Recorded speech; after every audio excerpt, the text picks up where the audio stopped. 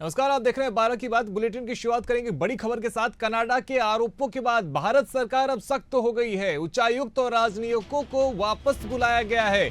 Canada सरकार भरोसे के लायक नहीं है, तो भारत सरकार की तरफ से बड़ा बयान। कनाडा से रिश्तों में तनाव के बीच भारत ने कार्यकारी high commissionerate Steve Ross wheeler समेत 6 कनाडाई डिप्लोमेट्स को देश में निष्कासित कर दिया। उन्हें 19 अक्टूबर की रात 12 बजे तक का समय दिया गया है। उधर कनाडा में भी भारत के 6 डिप्लोमेट्स को देश छोड़कर जाने के लिए कहा है। तो देखिए, इससे पहले भारतीय विदेश मंत्रालय ने कनाडा में अपने हाई कमिश्नर संजय कुमार वर्मा को भी वापस बुला लिया है। दरअसल यह कार्रवाई ट्रूडो सरकार की रविवार को भेजी एक चिट्ठी के बाद हुई है। इसमें भारतीय हाई कमिश्नर और कुछ दूसरे डिप्लोमेट्स को कनाडाई नागरिक की हत्या में संदिग्ध बताया गया था, जिसके बाद में भारत सरकार ने एक्शन लिया है और अपने डिप्लोमेट्स को बुला लिया गया है। तो भारत और कनाडा के बीच में जो रिश्ते हैं वो लगातार देखिए किस प्रकार से खराब होते हुए नजर आ रहे हैं। तो भारत सरकार को कनाडा की तरफ से एक चिट्ठी भेजी गई थी, जिसमें लिखा था कि भारतीय हाई कमिश्नर और कुछ तीसरे डिप्लोमेट्स कनाडाई नागरिक की हत्या में संदिग्ध हैं। हालांकि कनाडाई नागरिक की जानकारी नहीं दी थी, लेकिन इसे खालिस्तानी आतंकी हरदीप सिंह निज्जर की हत्या से जोड़कर देखा जा रहा है। तो उच्चायुक्त और हाई कमिश्नरेट को देखिए अब भारत बुला लिया गया है। तो भारतीय विदेश मंत्रालय ने कनाडा में अपने हाई कमिश्नर संजय कुमार वर्मा को भी वापस बुला लिया है। दरअसल यह कार्रवाई ट्रूडो सरकार की रविवार को भेजी एक चिट्ठी के बाद हुई है। इसमें भारतीय हाई कमिश्नर और कुछ दूसरे डिप्लोमेट्स को कनाडाई नागरिक की हत्या में संदिग्ध बताया गया था। भारत सरकार ने कहा है कि कनाडा की सरकार भरोसे के लायक नहीं है, जिसके बाद उच्चायुक्त और राजनयिकों को वापस बुला लिया गया है।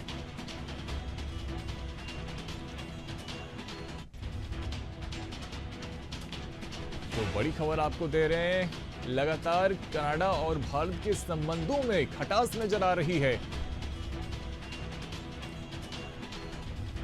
और देखिए अब किस प्रकार से भारतीय हाई कमिश्नर और कुछ दूसरे डिप्लोमेट्स को, चूंकि कनाडा ने बताया था कि उनके एक नागरिक की हत्या में वो संदिग्ध हैं, जिसके बाद भारत ने ये कदम उठाया है।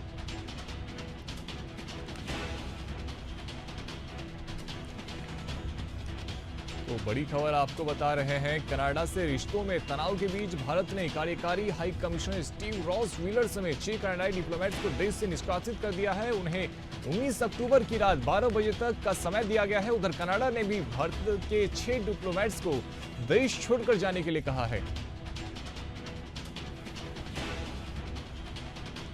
तो दोनों देशों के बीच जो संबंध हैं वो लगातार बिगड़ते जा रहे हैं। भारत सरकार ने बड़ा बयान दिया है। भारत सरकार ने कहा है कि कनाडा की सरकार भरोसे के लायक नहीं है। तो कनाडा से रिश्तों में तनाव के बीच भारत ने कार्यकारी high commissioner Steve Ross wheeler समेत 6 कनाडाई डिप्लोमेट्स को देश से निकाल दिया है।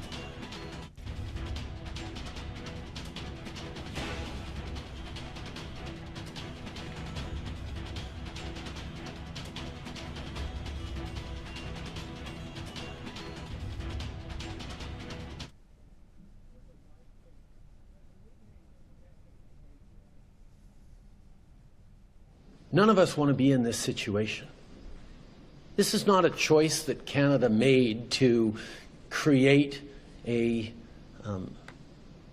chill in Canada-India relations. India is an important democracy, is a country with which we have deep historical people-to-people business ties, at a time where the instability around geopolitics mean democracies have to stick together.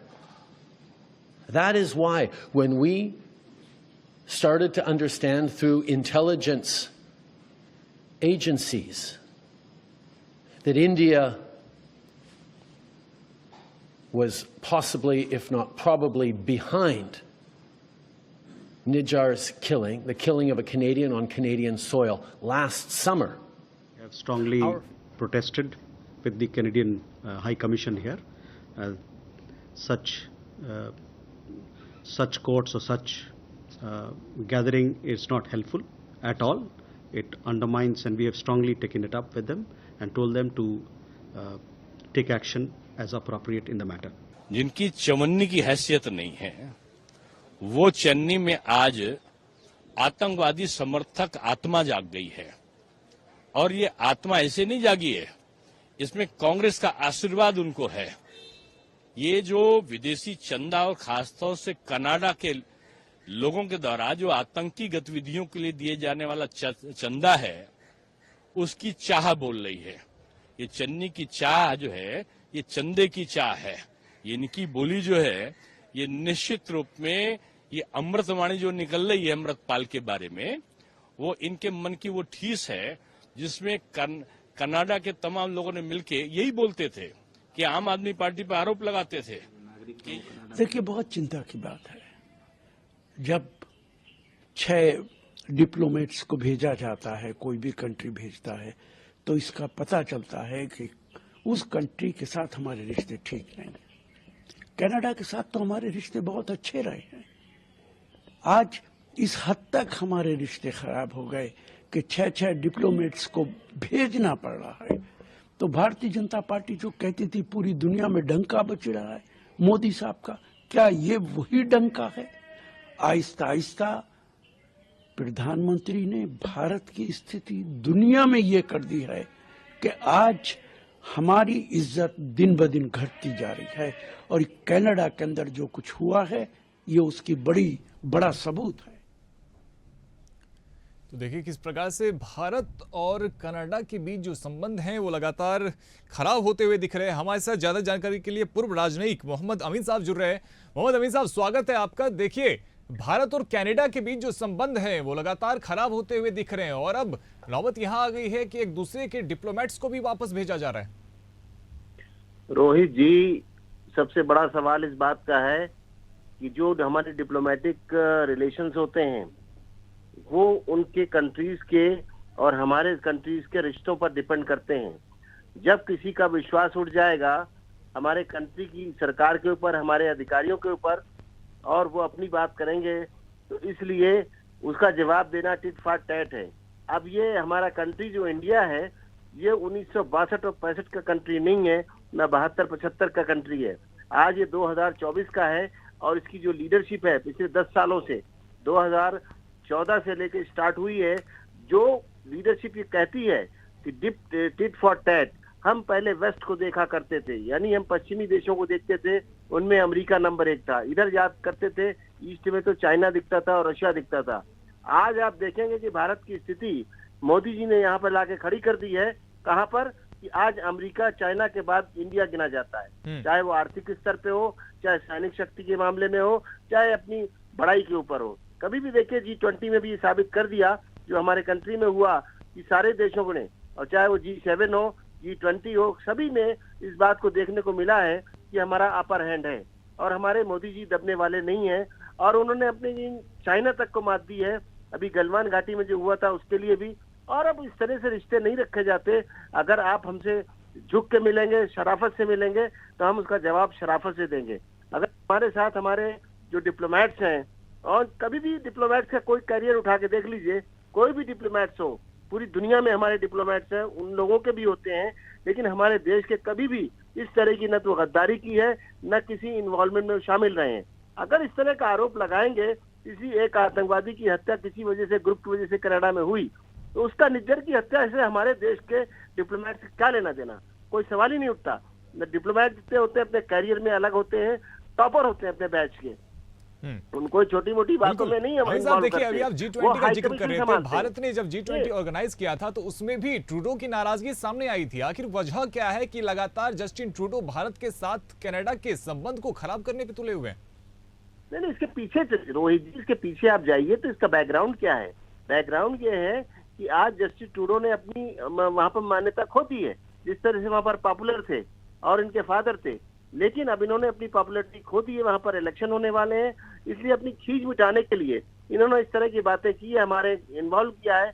आज तो मैं पेपरों में भी पढ़ रहा था कि जो कनाडा जो हमारे कंट्री में जो बिश्नोई है, इस गैंग को कहा है कनाडा ने कि आतंकवादियां गद्दियां जो हैं हमारे कनाडा में फैलाने के लिए बिश्नोई को सुपारी दी है। मतलब इस तरह की छोटी छोटी बातें ठीक नहीं है, और उसी का जवाब दिया है हमारे कंट्री ने कि आप अगर हमारे लोगों को इस तरह इन्वॉल्व करेंगे तो हम आपके डिप्लोमेट को यहाँ नहीं रहने, यानी क्लियर कट है कि हम आपसे रिश्ते नहीं रखना चाहते। अभी साहब मेरे ख्याल से शायद ये पहली बार होगा जब किसी देश के डिप्लोमेट पे हत्या का आरोप लग रहा है, तो बहुत बड़ी बात है ये।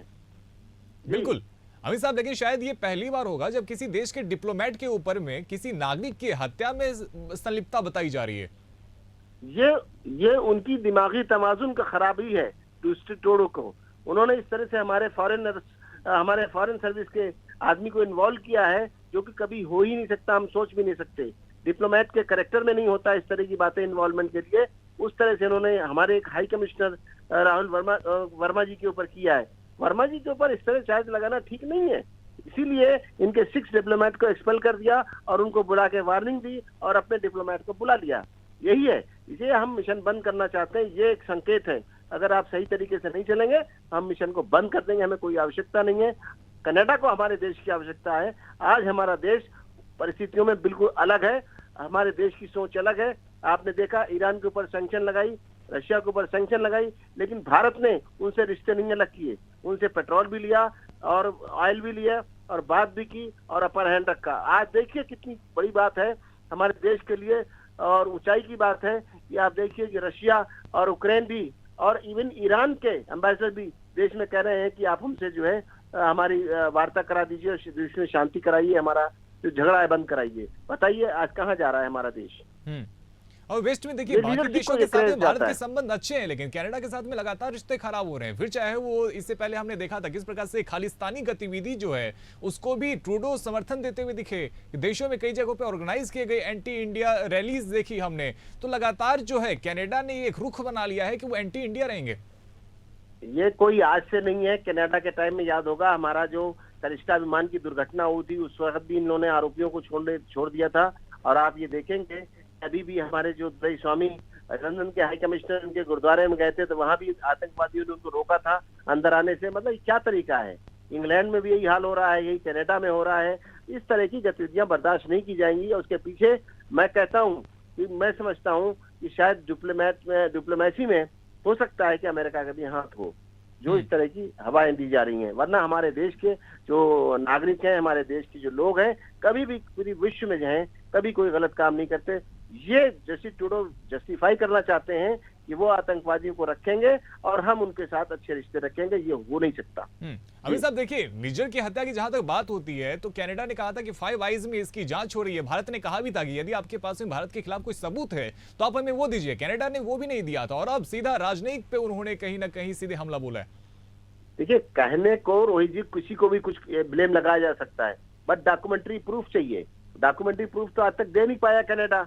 मैं तो कहता हूँ कई बार की बात हुई है, यानी पाकिस्तान के साथ भी बात हुई तब भी उन्होंने नहीं दिए अपने सबूत। और बल्कि हम लोगों ने हमेशा उनको डिप्लोमेटिक स्तर पर उनको सबूत दिए हैं कि उनके यहाँ से इस तरह की गतिविधियां हो रही, चाहे पाकिस्तान हो, चाहे कनाडा हो, चाहे लंदन हो, भेजा गया इस बात को। लेकिन ये लोग मानने को तैयार नहीं है। और हमारा देश जो है अब बिल्कुल अपने इंडिपेंडेंट देश है, अपनी इंडिपेंडेंट पॉलिसी है। अभी साहब आखिरी सवाल है आपसे, जिस प्रकार से दोनों देश के बीच में संबंध बिगड़ते जा रहे हैं, इसमें आप फ्यूचर क्या देख रहे हैं? किस प्रकार से संबंध आगे चल के होने वाले हैं भारत और कनाडा के बीच में? क्या ये सुधरेंगे या जब तक ट्रूडो सरकार में रहने वाले हैं ये संबंध और भी बिगड़ते जाएंगे? आप चिंता न करें, बहुत जल्दी ट्रूडो सरकार जाने वाली है, उसके बाद हमारे संबंध अच्छे हो जाएंगे, कोई ऐसी बात नहीं है। आप अमेरिका से भी हमारे रिश्ते हैं। देखिए आज वो समय नहीं है कि हम किसी से दब के बात करेंगे, हम हमेशा चढ़ के बात करेंगे। यही आप देखिए चाइना के साथ हो रहा है और अभी देखिए बांग्लादेश के साथ जो हुआ, उनकी हसीना को हमने यहाँ शरण दी और हम उससे दब के बात नहीं की है उन लोगों से। उन लोगों से, बांग्लादेशियों से भी दब के बात, यानी कोई कंट्री हो उसके लिए हमारे देश के जो प्राइम मिनिस्टर है वर्ल्ड लीडर हैं। आज उनको दुनिया मानती है, उनका लोहा मानती है। ठीक है, इसलिए किसी तरह से भी कोई समझौता नहीं होगा जब तक कि वो हमारी शर्तों पर नहीं आएंगे, हमारे साथ सही समझौते नहीं करेंगे। हम उनके साथ बिल्कुल सख्ती से लेंगे, उसका नतीजा है ये। बहुत शुक्रिया अमीन साहब आपका हमारे साथ में जुड़ने के लिए। तो देखिए किस प्रकार से भारत और कनाडा के बीच में जो संबंध हैं वो लगातार खराब होते हुए दिख रहे हैं। भारतीय हाई कमिश्नर और कुछ दूसरे डिप्लोमेट्स को कनाडाई नागरिक की हत्या में कनाडा ने संदिग्ध बताया था, जिसके बाद में दोनों देशों के बीच में जो संबंध है वो अब इस हद तक आ गए हैं कि अपने राजनयिकों को अपने देश वापस बुलाया जा रहा है।